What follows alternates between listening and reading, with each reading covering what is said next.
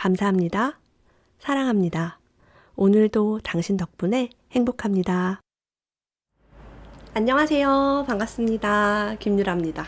오늘은 가토다이조의 비교하지 않은 연습이라는 책 가져왔고요. 불필요한 열등감에서 벗어나는 삶. 열등감이 사실 나를 괴롭힌다고 해요. 남이 나를 괴롭히는 게 아니라 내가 나를 괴롭히는 거죠. 타인의 시선에서 자유롭기 위한 심리학자의 깊은 조언이라고 되어 있습니다. 가토다이조 책이 제가 좀 많이 도움이 돼가지고 이 책 가져와 봤고요. 그냥 되게 마음이 힘들 때 마음이 과거에 멈춰 있다고 해요. 구체적인 사건을 자신의 행복과 불행과 연관짓는 것은 잘못이다라고 합니다. 로또에 당첨이 돼도 불행한 사람은 불행하고 행복한 사람은 진흙탕 위에 넘어져도 행복하다라고 해요. 우리 어린아이들 어때요? 진흙탕 위에서 막 넘어져도 깔깔대고 똥물 튀겨도 막 좋아하고 즐겁죠 항상. 열등감이 심한 사람은 지금 즐거운 일이 있어도 즐겁다고 느끼지 않는다. 과거가 마음을 온통 지배하고 있기 때문이다 라고 해요. 과거 얘기를 많이 하는 사람은 열등감이 좀 있을 확률이 높습니다. 현재를 느끼지 못한다는 증거예요. 우리의 행복은 과거에 있지도 않고 미래에 있지도 않습니다. 지금 현재에만 존재합니다. 근데 현재에 집중하지 않고 자꾸 옛날 얘기를 한다거나 혹은 뭐 뜬구름 잡는 너무나 미래에 대한 얘기. 난 돈 하나도 없는데 막 100억 생기면 빌딩 지을 건데 빌딩은 어디에 지을 거고 그것도 너무 현재를 이렇게 상실하고 있는 거죠. 열등감이 심한 사람은 자신을 지금 사랑해주는 사람이 아니라 과거의 자신을 학대한 사람에게 마음이 가 있다라고 합니다. 부모에게 학대를 받았을 때 나를 낳아준 부모가 나를 이렇게 미워하는데 남들이 나를 예뻐하겠어 라고 생각을 합니다. 지금 내 앞에 나를 사랑해주는 사람이 분명히 있어요. 분명히 있는데 보지를 못해요.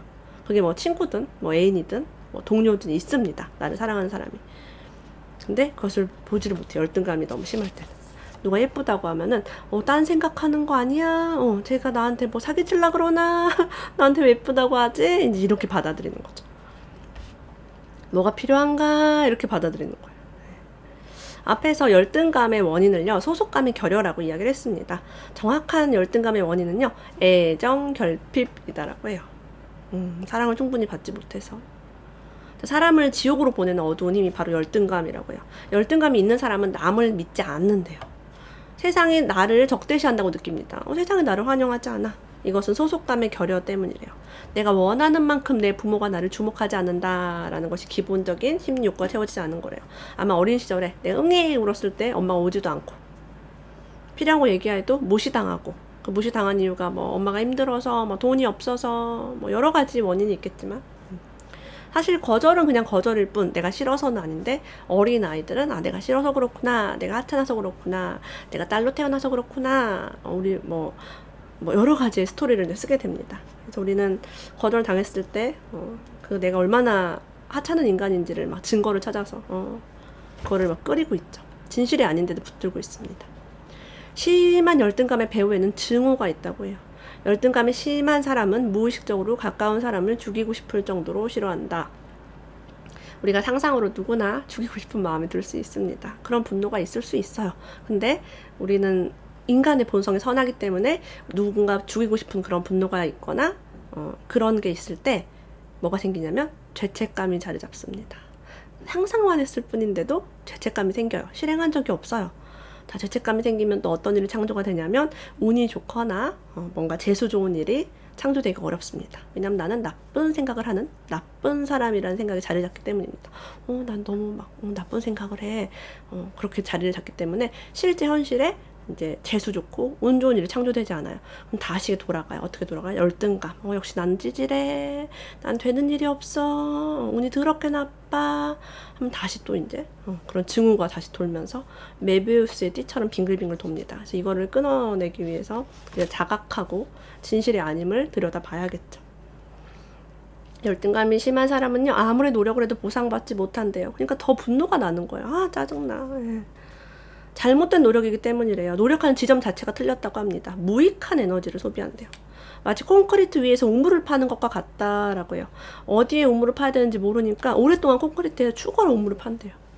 보상받지도 못하고 결과적으로 에너지를 다 소진해. 아이고 힘들어. 컴퓨터를 잘 다루지 못하면서 갑자기 번역 소프트웨어를 만들려는 사람, 혹은 컴퓨터 좋아하지도 않으면서 컴퓨터 전문가가 되려고 노력하는 사람이 있대요. 요즘 무슨 AI 시대다, 코딩이 다가온다 해서 다 무슨 애들을 코딩을 시킨대요. 전 제 친구들 중에 이제 해커랑 뭐 컴퓨터 잘하는 친구들 굉장히 많았는데요. 지금 굉장히 좋은 직장을 다니고 있죠. 그 친구들은. 저 고등학교 때 동창들. 근데 제가 이제 보니까 학원 다녀서 난 컴퓨터 잘하는 사람 본 적이 없어요. 학원 다니면 게임만 많이 배우고 일단은 독학으로 많은 것들, 언어라든가 많은 것들을 스스로 독학하는 걸 전 너무 많이 봤습니다. 그래서 우리가 좋아하면요, 밤을 새워서 하게 돼 있어요. 저는 지금 유튜브 지금 하는 것도 제가 독학으로 했고, 뭐 제가 팟캐스트도 했었고, 블로그도 독학, 인스타그램도 독학. 물론 독학이라고 하기에는 책도 좀 많이 보고 검색해서 모르는 거는 뭐 유튜브나 네이버 많이 찾아봤습니다. 그래서 내가 원하는 걸 하면은 결과가 나오죠. 내가 원하지 않는 것, 남들이 좋다고 하는 것, 이런 거는 따라 해봐야 결과를 얻지 못한다고 해요. 자, 이렇게 열등감이 심한 사람 중에는 엄청난 노력가들이 많지만 그들은 결코 행복하지 않다라고 합니다. 대책 없이 자신과 다른 사람 비교하거나 일이 잘 풀리지 않으면 남들이 나를 어떻게 생각할까? 나 이거 했는데 망했어. 남들이 나를 욕하지 않을까? 그렇게 생각을 합니다. 제가 맨날 그지같이 하세요. 열심히 하지 마세요. 라고 얘기했죠. 열심히 안 하면은 우리가 자존감이 많이 올라가고 열등감이 굉장히 내려가게 돼요. 사실보다 해석이 중요하다라고 해요.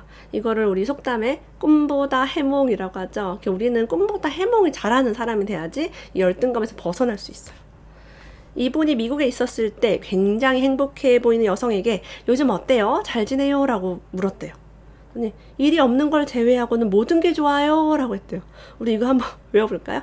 일이 없는 걸 제외하고 모든 게 좋아요. 남편이 실직한 걸 제외하고 모든 게 좋아요. 아이가 좀 아픈 거 제외하고 모든 게 좋아요. 라면서 집으로 나를 초대했대요. 그래서 우리 삶에는 당연히 힘든 일이 있을 수 있죠. 당연히 있을 수 있어요. 근데 우리는 그것만 붙들고 있어. 누가 아파. 돈이 막 자꾸 새나가. 집에 문제가 있어. 막 남편이 어쨌어. 그것만 붙들고 있으면 우리는 되게 불행한 사람이 되는데 그것만 빼면 우리 너무 행복한 거예요. 버리세요. 그것만 빼면 나 정말 행복해. 무조건 행복합니다. 자, 우울한 기분에 빠지기 쉬운 사람은요, 꿈을 가지기도 한대요. 우리 뭐 버킷리스트, 꿈을 꿔라 막 그런 거 있잖아요. 근데 그런 꿈이 활력을 주기보다는 초조함을 부추긴대요. 아이러니하게도 꿈을 가졌기 때문에 정신적으로 휴식을 취할 수 없다고 합니다. 왜냐면 우울한 기분에서 이제 꿈을 가지게 되면 또 열심히 하는 거예요. 꿈을 위해 달려가자. 너무 힘들죠. 그래서 마음의 갈등을 해결하고자 염원으로 살아가면 힘들대요. 당연히 그게 나한테 올 것으로 믿어야 되는데 나 지금 너무 힘드니까 이렇게 해봐야겠다. 힘들죠. 우울한 기분에 빠지기 쉬운 사람들에는 해석의 특징이 있대요. 불쾌한 마음 상태가 나 때문이야 라고 믿습니다. 불가피한 상황으로 직장을 잃었는데 그 이유를 내가 너무 못나서 그래, 학벌이 떨어져서 그래, 내가 사교성이 없어서 그래. 아유, 그쵸. 요즘은 경제 자체가 어려우니까 직장이 없어지는 거지 그 자신의 능력이 부족해서가 절대 아닙니다. 우리 부모님 세대는요, 공무원이 되려고 하지 않았대요. 대기업에 들어가면 더 많이 벌고 대기업이 안정적이고, 언제까지? 우리 IMF 전까지는 공무원 안 되려고 하고 다 대기업 들어가려고 했대요. 돈 많이 버는 직장. 지금은 어때요? 조금 더도 공무원, 안정적인 곳을 찾죠. 그러니까 시대가 이제 바뀐 거예요. 우리가 다른 시대에 태어났으면 더 어쨌든 좋았을 수도 있겠죠. 불가피한 상황입니다, 지금은. 자, 이렇게 자신감을 잃게 되면 일할 능력이 상실된대요. 자, 일을 하다 보면 상사와 마음이 맞는 경우도 있고 맞지 않는 경우도 있어요.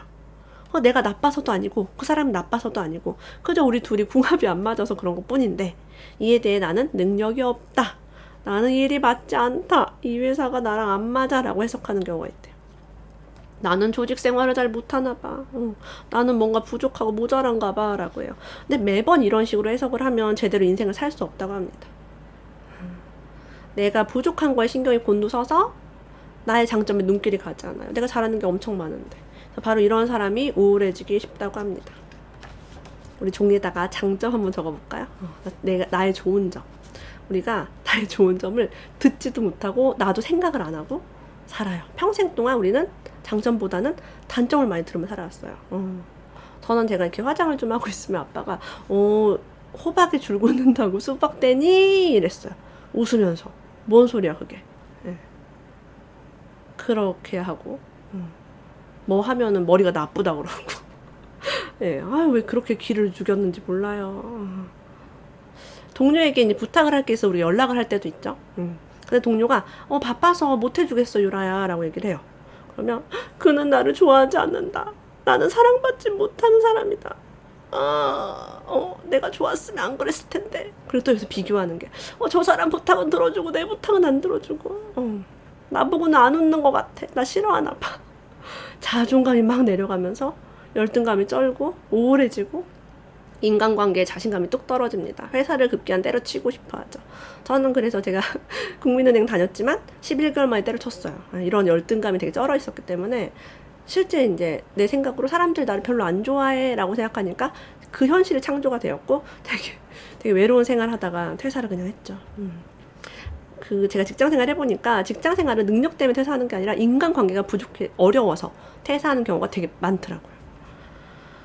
저는 지금도 이제 지인들에게 연락을 하지 않고요. 부탁 같은 걸 잘 하지 않습니다. 왜냐면 지금도 마음 구석에 그 사람이 거절했을 때 나도 모르게 이 생각이 반복이 돼요. 나를 좋아하지 않나 봐. 나를 소중하게 생각했다면 이 부탁을 들어줬을 텐데 뭐 이런 게 있어요. 그래서 6개월이나 1년에 한 번 정도만 뭐 연락을 한다거나 혹은 뭐 만나고 싶다고 얘기를 합니다. 그러면 이제 거절을 안 하시는 대부분 이제 오랜만에 막 1년 만에 보고 이러니까 그렇더라고요. 그래서 이 책 보면서 내 마음 상태를 내가 왜 힘들었는지 뭐가 그렇게 우울했는지를 보시면 좋을 것 같아요.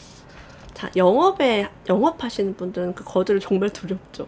저 이거 가입 좀 해주시겠어요? 안 돼요, 안 해요. 막 이러고 막 이거 판매 좀 이거 사주세요. 자동차 영업 막 이런 거 힘들죠. 근데 어떤 사람은요 입으로 말하고 종이에 써서 책상에 붙여놓고 힘을 푹 쏟았대요. 어떤 말을 나는 넘버원이다. 나는 유능하다. 막 이런 식으로 계속 이제 말을 하고 다니는 거예요. 근데 영업에 나가서 막 거절을 당할 때마다 난 안 돼. 난 영업이랑 안 맞나 봐. 이러면 자신감을 잃어서 일을 할 수가 없어요. 누구든 자신 인생에서 자신은 넘버원이다라고 합니다. 평소에보다 세수를 꼼꼼히 하고 이도 깨끗이 닦고요. 세수할 힘도 없이 막 기운이 없어요. 막 돈도 없고 막 영업도 잘 안 되고 막 힘들어. 그럴 때마다 더 깔끔하게 있어야 한다라고 해요. 콧노래라도 흥얼거리거나 거울을 보고 자신에게 안녕이라고 말해버려요. 안녕 유라야 막 이렇게. 저는 이제 우울할 때 뭘 해봤었냐면 노래를 콧노래를 불러봤어요. 아싸라비아 콜롬비아 아싸라비아 콜롬비아 막 이런 것도 해보고 댄스 댄스 댄스 라이크 막 이러면서 혼자 막 하면은 진짜 기분이 정말 좋아지는 그런 기적이 생깁니다. 제가 이제 웰컴 댄스를 하게 된 이유죠. 제가 1년 한 8개월? 9개월 동안 라이브 방송하면서 어떤 날은 되게 슬프고 어떤 날은 너무 힘들고 어떤 날은 막 누구랑 싸우고 어떤 날은 막 걱정이 되게 많은 날에도 항상 웃으면서 방송을 해야 되니까 기분이가 안 좋은 날에도 그래서 춤추고 노래를 하기 시작하니까 무조건 제가 좋아지는 거예요. 그래서 웰컴 댄스를 하게 된 것 같아요. 그래서 우울증이 와서 자신감을 잃었을 때는 육체적인 건강에 더욱 유념해야 한다라고 합니다. 이럴 때 막 너무 안 먹고 식음을 전폐하기보다는 내가 좋아하는 걸 좀 선택하고 건강을 챙기면 좋겠죠. 불만이 많고 열등감이 심한 부모들이 많아요. 그래서 이제 이게 전염이 된 거죠, 아이들이. 막 불평불만하고 막 맨날 비교하고 이게 이제 열등감이 심한 부모의 특징입니다. 이런 부모와 함께 사는 아이의 심리는 어떨까요? 그런 부모는 아이에게 많은 걸 기대하고 아이의 사회적 성공을 바란대요. 내가 수치심이 있으니까 너는 좋은 학벌을 가져봐. 너는 돈 좀 많이 벌어봐. 이게 있는 거예요. 제가 이제 이게 쩔어 있었죠. 아이를 통해서 대리만족을 하려고 했던 사람 중에 한 명입니다. 예. 자, 그러면 아이는요 사회적으로 우수한 위치에 올라야만 부모의 인정을 받아요. 사회적으로 우수한 위치에 올라가기 힘들죠. 이렇게 피라미드에서 몇 명 되지 않잖아요. 서울대 가기 힘들고 대기업 들어가기 힘들고 공무원 되기 힘듭니다. 근데 그게 되지 않았을 때 아이는 열등감을 갖게 돼요. 그리고 만약에 그런 사회적으로 우수한 위치에 올라가서 부모의 인정을 받아도 뭐예요? 조건 있는 사랑을 받았죠. 있는 그대로의 사랑을 받지 않았기 때문에 계속 그 포지션, 최상의 포지션, 우수하고 인정받을 만한 일을 하기 위해서 뼈 빠지게 노력합니다. 그래서 나이가 들어 어느 순간 힘들죠. 내가 원하는 삶이 아니야. 이거 내가 원하지 않았어. 나 이거 안 좋아해. 라는 것을 뒤늦게 알게 되는 거예요. 남들이 보기 좋은 직업, 남들이 보기 멋진데도 우울한 경우가 바로 이런 케이스입니다. 자연스러운 편안함과 안도감을 얻지 못하는 건 자기 존재의 이유를 믿지 못하기 때문이다. 그래요. 나의 존재를 믿으면 편안하고 자연스럽게 살아가면 되는데, 그렇지 못하면 남들이 보기에는 뭐가 좋아 보일까, 부모가 보기에는 뭐가 칭찬받을까, 이렇게 하면 남들이 싫어하지 않을까, 이렇게 하면 부족해, 어디 모자라 보이지 않을까를 늘 고민하게 됩니다. 네. 우리는 있는 그대로 사랑스럽습니다. 이 세상에 태어난 것 자체가 축복입니다. 여러분 오늘도 함께 해주셔서 감사합니다. 다음에 또 만나요.